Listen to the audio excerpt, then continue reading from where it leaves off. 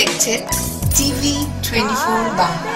TV 24 বাংলার সমস্ত খবরের আপডেট পেতে ইউটিউবে সাবস্ক্রাইব করুন টিভি 24 বাংলা চ্যানেলটিকে এবং সাবস্ক্রাইবের পর অবশ্যই বেল আইকনটি একবার ক্লিক করুন। কমেন্টস আর শেয়ার করতে ভুলবেন না। টিভি 24 বাংলা। নিখোঁজ নাবালিকার কঙ্কাল উদ্ধারের ঘটনায় চাঞ্চল্য ইসলামপুরে।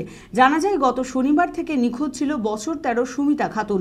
ইসলামপুর থানার অন্তর্গত চর হাসানপুর হাই মাদ্রাসার ছাত্রী সে। পরিবারের দাবি শনিবার থেকে নিখোঁজ ছিল সুমিতা খাতুন। অনেক খোঁজাখুঁজির পরেও সন্ধান মেলেনি তার।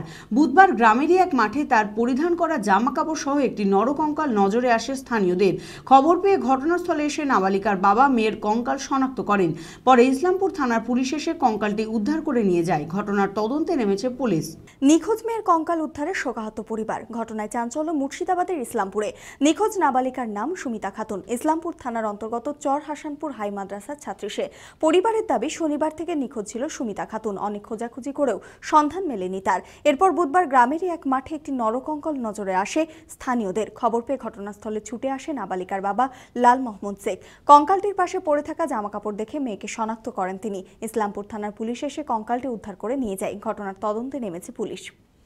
মানসিক স্বাস্থ্যের জন্য সবার আগে যে নামটি মনে ভেসে ওঠে, মনোবীক্ষণ।